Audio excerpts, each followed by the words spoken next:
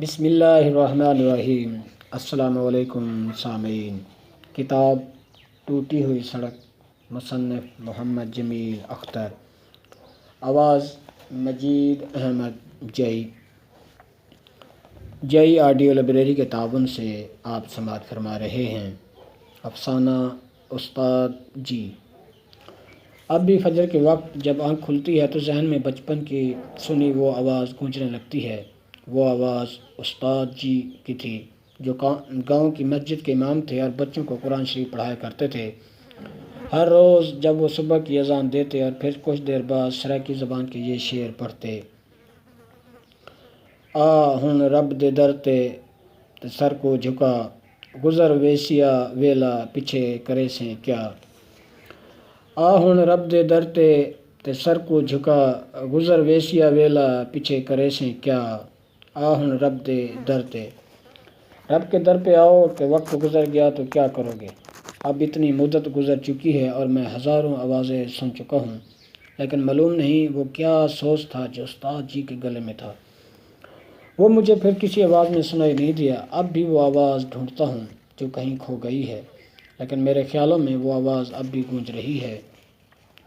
مجھے لگتا ہے استاد جی کہہ رہے ہیں: آ ہن رب دے در تے۔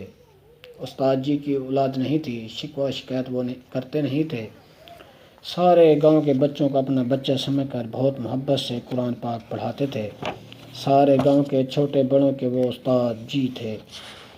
کبھی کبھار تو عجیب منظر ہوتا، ہم دیکھتے کہ استاد جی مسجد کے صحن میں بیٹھے ہیں اور آنکھیں بند کیے نعت شریف پڑھ رہے ہیں: اج سکھ متراں دی ودھیریے، اج سکھ متراں دی ودھیریے، کیوں دلڑی اداس گھنیریے۔ آنکھیں بند ہیں، پڑھ رہے ہیں اور رو رہے ہیں۔ ہم بچے تھے، ہمیشہ شعروں کی سمجھ نہیں تھی، لیکن وہ آواز، اف وہ کیا آواز تھی۔ ہم بھی استاد جی کے گرد بیٹھ جاتے اور رونے لگتے۔ وہ ہماری آواز سنتے تو آنکھیں کھولتے، جلدی سے اپنا رومال آنکھوں پر ملتے اور کہتے: اوہ میرے بچوں تم کب آئے۔ نہیں نہیں، روتے نہیں، اچھے بچے کبھی بھی نہیں روتے، لیکن شاید ہم اچھے بچے نہیں تھے، ہم ہر بار رو پڑتے۔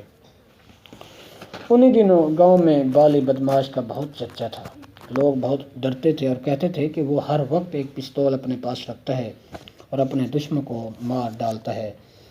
ہمیں تو شام کے بعد گھر سے نکلنے کی اجازت ہی نہیں تھی کہ ہم تو بچے تھے، لیکن بڑے بھی باہر نکلتے ڈرتے تھے۔ بالی بدماش ہمارے ہی گاؤں کا رہنے والا تھا۔ 20 سال کا تھا کہ ایک دن گاؤں سے اچانک غائب ہو گیا۔ خبریں آتی کہ وہ ڈاکوؤں کے گروہ میں شامل ہو گیا ہے۔ 5 سال غائب رہنے کے بعد ایک روز اچانک وہ گاؤں واپس آ گیا اور وہ واقعی ڈاکو بن گیا تھا۔ شروع میں وہ لوگوں کو ڈرا دھمکا کے پیسے لے لیتا یا پھر کسی دکان سے کوئی چیز بھی بغیر پیسوں کے اٹھا لیتا۔ گاؤں کے سیدھے سادے لوگ تھے، وہ بھلا اس سے دشمنی کیسے مول لیتے۔ وہ لوگوں سے لڑتا جھگڑتا رہتا تھا۔ مجھے یاد ہے ان دنوں جب ہم کسی گلی میں بالی کو دیکھتے تو ڈر کے بھاگ جاتے۔ ہمیں لگتا کہ وہ ہمارے پیچھے ہے اور پستول سے ہم سب کو مار ڈالے گا۔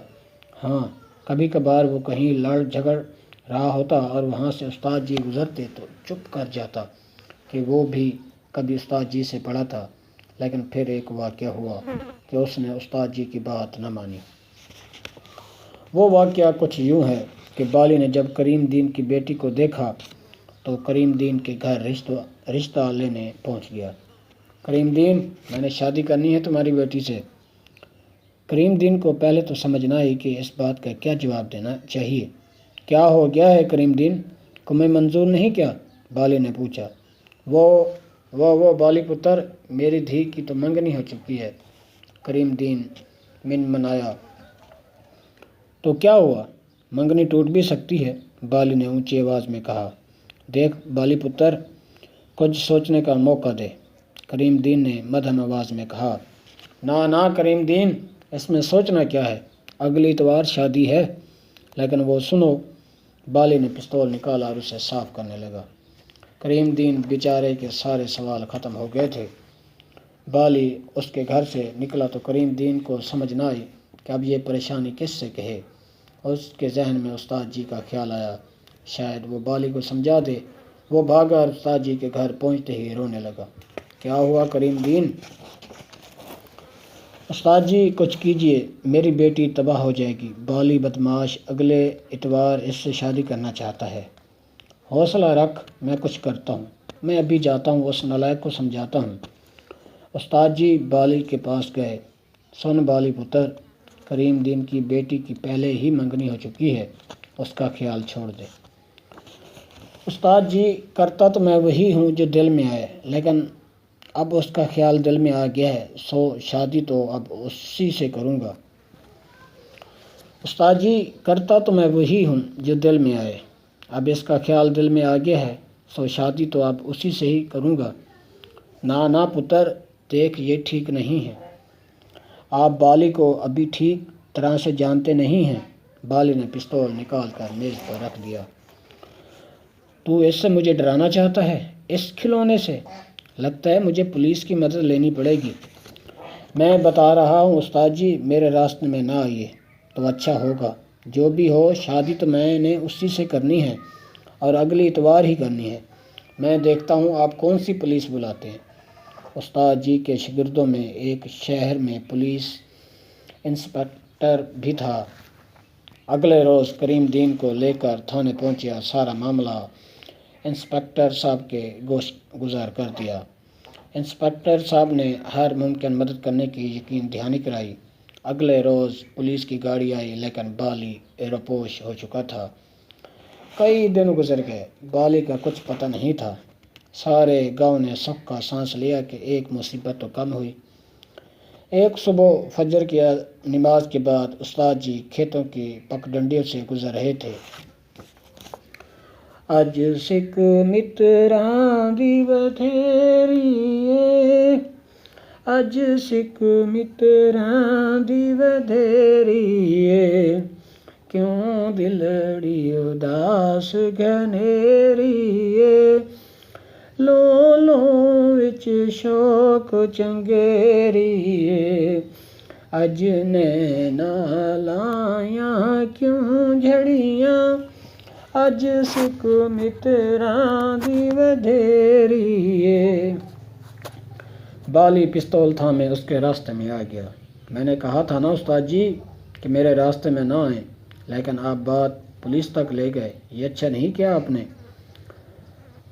اوہ بالی، حیا کر حیا، اتنا بے لگام نہ ہو کہ لوگ ساری عمر تمہیں لانتے ہی مارتے رہیں۔ اس کی مخلوق کو اذیت دے گا تو خود بھی ساری عمر اذیت میں رہے گا۔ دیکھ تجھے سمجھ کیوں نہیں آتی، دوسروں کا سکھ ہی اپنا سکھ ہے۔ میں نے کہا نا کہ کرتا میں وہی ہوں جو دل میں آتا ہے، اور آج میرے دل میں آیا ہے کہ آپ کو مار دوں۔ بالی نے پستول نکال لیا۔ اس کھلونے سے ڈرائے گا مجھے؟ تو بہت بڑا بدماش بنا پھرتا ہے، لیکن میں تمہیں اس گاؤں کی طرف میلی آنکھ سے دیکھنے نہیں دوں گا۔ لیکن بالی نے استاد جی کو گولی مار دی اور فرار ہو گیا۔ گاؤں میں قہراں مچ گیا۔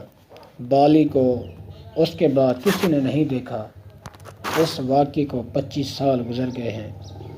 وقت پر لگا کر اڑ گیا۔ استاد جی کی بیوی جو ساری عمر استاد جی کے ساتھ رہیں، وہ بھلا انہیں اکیلا اس سفر پر کیسے جانے دیتی؟ سو انہوں نے بھی جلد اپنا سامان باندھا اور استاد جی کے پیچھے پیچھے چل دیں۔ اور وہ آواز جو ہزاروں آوازوں میں پہچانی جا سکتی تھی، جو اب بھی کانوں میں رس گھول رہی ہے، لیکن استاد جی نہیں ہیں۔ کچھ دنوں سے گاؤں میں ایک نیا بھکاری آیا ہے، بالکل عجیب سا ہے، کسی سے کوئی بات نہیں کرتا، سر کے بال بے تحاشا بڑے ہوئے ہیں، قریب سے گزرو تو بدبو کے بھبکے اٹھتے ہیں، اور استاد جی کے دروازے کے باہر بیٹھا روتا رہتا ہے اور منہ میں کچھ بڑبڑاتا رہتا ہے۔ آج میں اس کے بالکل پیچھے کھڑا ہوں، آخر یہ کہتا کیا ہے؟ استاد جی مینوں معاف کر دیو، استاد جی مینوں معاف کر دیو۔ یہ افسانہ مجید احمد جئی کی آواز میں آپ سماعت فرما رہے تھے، اور یہ افسانہ جئی آڈیو لائبریری کے تعاون سے آپ کی سماعتوں کی نظر کیا جا رہا تھا۔ اللہ حافظ۔